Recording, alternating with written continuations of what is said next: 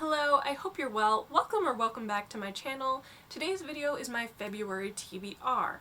Now, the month of February is Black History Month in the US, so in honor of that, I've selected a few books by Black authors that I plan to read this month, but I also discovered the Historathon Readathon, which is hosted by the Curly Reader and Science Mama, whose channels I'll put in the description box for you, which is all about reading historical fiction during the month of February, and since that's my favorite genre, I couldn't resist. So I wanted to talk through the books that I've selected for the readathon prompts for that as well, but why don't we just dive right in? Okay, so the first set of books that I want to talk about are those books by Black authors that I want to read in honor of Black History Month. And the first book is actually one that I'm embarrassed that I have not read yet, because I haven't read anything by this author, which is probably a crime. And the book that I'm talking about is Toni Morrison's The Bluest Eye. Now, this was the book in Toni Morrison's bibliography that stuck out for me. In it, a young Black girl praised that she had blue eyes and blonde hair because that's what's considered beautiful in the US, in the society and culture that she lives in, where her dark skin, dark hair, dark eyes are not considered as beautiful. And that is such a heartbreaking thing for a 10 or 11-year-old girl to think, and also is such a critique of beauty standards and also conformity. But the thing about it is that this book was written in the 70s, I think, and it is still relevant to this day. Like, if we think about it, when Rihanna released Fenty Beauty, which was this ultra-inclusive makeup brand, people lost their minds. And so the fact that we haven't come much further than that at this point is really upsetting, but I'm really interested in hearing and reading Toni Morrison's critique of those beauty standards and this culture of conformity. And I also just know that her writing is supposed to be so beautiful and so poetic that I need to read her, and this is the book that I've chosen as my introduction to her works. Okay, the next book is Transcendent Kingdom by Jessie. Now, I read Homegoing in 2020 and was blown away by it, to be quite honest, which is how it ended up being one of my favorite books of 2020. So I'm really excited about reading this book. This is slightly different from Homegoing though. In it, the main character is a PhD candidate who is studying the neuroscience of addiction and depression, and in dealing with recent family tragedies, she's turned to the hard sciences while also having to come to terms with or cope with the evangelical church that she was raised in. So this is a book that has some really heavy, weighty themes to it. Depression, addiction, grief, but also this conflict between science and religion. But I'm still really excited about it because I've heard such good things, and honestly, it was Jessie's writing style that blew me away. The clarity of it, the emotiveness of it, and just the overall beauty and character development. So I'm really looking forward to this book. The next book is Gingerbread by Helen Oyeyemi. And this is a retelling of the fairy tale Hansel and Gretel. It's set in London, and this family has this gingerbread recipe. And the recipe's biggest fan is the maternal character's childhood friend, Gretel. Not exactly the most subtle reference, but whatever. And apparently the daughter character years later goes on a quest to find this long-lost friend of her mother's. To be quite honest, all of the synopses that I read for this book were a little bit confusing to me, but I am intrigued by the fact that it is a retelling of Hansel and Gretel. I don't think I've come across that in the past, and it did just genuinely pique my interest. So this is another one that I want to read in honor of Black History Month. The final book that I want to read in honor of Black History Month is The Street by Ann Petry, and this was brought to my attention by someone in the comments of one of my videos, and I can't remember who it is off the top of my head right now, but if it was you, please raise your hand.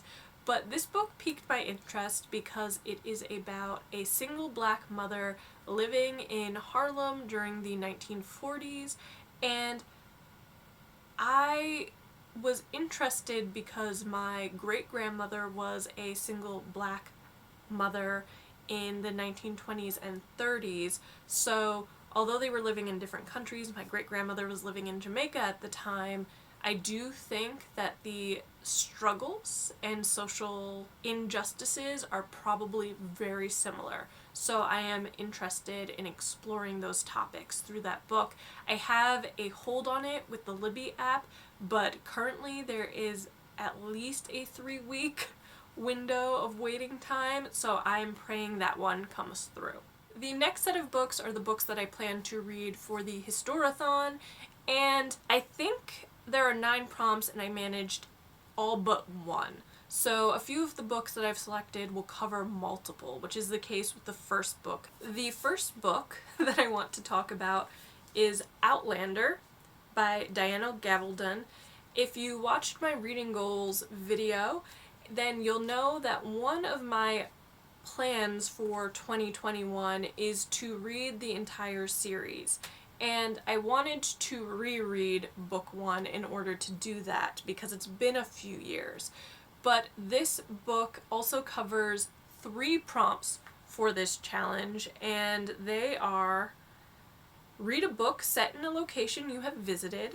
Well, I visited Scotland, and I visited Inverness in particular because I had read this book. It also covers read a book in a historical subgenre. Now, this book has fantastical elements to it because the main character, Claire, her present is World War II, and she travels through these mythic stones back to 18th century Scotland. So I'm considering this a kind of historical fantasy subgenre-y type thing. And then the final prompt for this is also to read a book with no people on the cover, which is actually very difficult in the historical fiction genre, but as you can see, there are no people on this cover. It is actually a thistle and a crown in a kind of heraldic type of style. As far as what this book is about, it is about a former combat nurse from World War II who unwittingly travels back in time to 18th century Scotland, which is a land that is on the brink of war. The Brits and the Scots aren't exactly copacetic. The Scots want Bonnie Prince Charles on the throne, but you also have the clans and all that sort of conflict there, and she meets Jamie Fraser, a Highlander and Scottish warrior. So that's a very brief overview of this book, but there's a lot of well-researched history, a lot of romance of the steamiest and most romantic order, and I love this book, so I'm excited to reread it again. The next book is The Nesting Dolls by Alina Adams. More Russia. Are you surprised? Probably not. And this is for the Read a Multi-Generational Story prompt. And this book is actually about 3 generations of women in one Russian Jewish family. So the grandmother is living under Stalin in Odessa. The mother is living under the Soviet regime during the 70s, also in Odessa, and then more contemporaneously, is the granddaughter who is living in the Russian community here in Brighton Beach in New York. So I really didn't need to know much more about the book than that. It's about Russia, it's about women, and it's historical fiction, so I was pretty much sold. The next book is Ribbons of Scarlet, which has 6 authors, so hold on a sec while I read them off for you. There is Katie Quinn, Stephanie Dray, Laura Kamoie, Sophie Perinot, Heather Webb, and E. Knight. So I'm reading this book for the prompt to read about a war other than World War II. World War II is practically a subgenre within historical fiction. There is almost a infinite number of World War II books that have been published and that continue to get published, and don't get me wrong, I love a good World War II historical fiction, but I was excited to see a prompt that was encouraging people to read outside of that subgenre and that particular focus, and so I selected a book that is about the French Revolution. And I honestly don't know how this works completely at this point. It is a novel, but it's collaboratively written, and from what I gather, each of these 6 authors has written about a particular woman, and all of these women cross paths at this inflection point in history, the French Revolution, and it's about the power of women during this time period when they weren't even meant to be political. They had no political lives. So it sounds like it could be potentially sort of a feminist type of historical fiction, which I'm all here for. And because there are 6 authors here, of which I think I've only read books by one of them, there's the possibility that I will discover an author in this collection who I enjoy and whose books I can start looking for. So I'm excited for that in particular with this one. The next book is one that I've already spoken about on my channel because it was in my winter TBR, but that is The Witches of St. Petersburg by Imogen Edwards Jones. And I'll link that video for you because I go into a bit more detail, but this is the book that I'm aiming to read for the prompt that is a book set in winter. Again, this is a book set in Russia, in St. Petersburg, so I'm taking that to imply a wintry or colder climate. And this book is one that I want to cross off my winter TBR too because I'm really excited about it. It is the story of these 2 outsider sisters in the Romanov court kind of just before the revolution of 1917.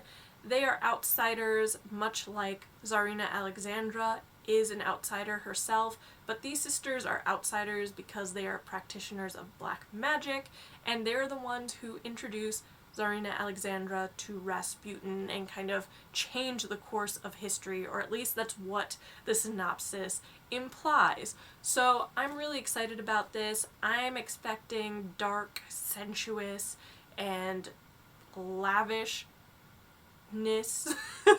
in this book because it is taking place in a royal court, and I just really want to get this off my winter TBR. So, do you know what is really annoying? When you film a clip and it vanishes. I'm going to say the fault was mine and I inadvertently deleted it, but this is now future Brittany re-recording my take on the last prompt for the Historathon, readathon, and that prompt is to read a book by a diverse author, and I've selected Inheritors by Asako Shiharazawa, and this book has been on my radar for a while. Sarah over at Fiction Matters, the Bookstagram account, has spoken so highly of this book for such a long time, recommends it all of the time, and there's so many people who have read it because of her and then have had nothing but good things to say about it. So it seems to be a crowd pleaser. This book is also a multi-generational story, so it could potentially fulfill that prompt as well, but it is covering a family over the course of 150 years, give or take, in colonial and post-colonial Asia, as well as the United States, and deals with the war, World War II in particular, in the Pacific, which is a part of the war that I know far less about than the European front. For all of those reasons, I think this will be a really interesting historical fiction. It is giving me slight homegoing vibes, which is nothing to complain about. That was one of my favorite books of 2020, because from what I gather, this is really a collection of interconnected stories within this family, which is very similar to the style of that book, so no complaints here. It also happens to be fairly short, which is a plus for any readathon in my opinion.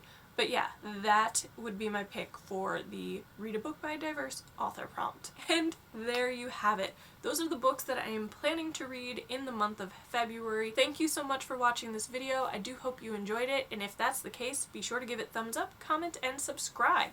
And I will see you next time. Bye!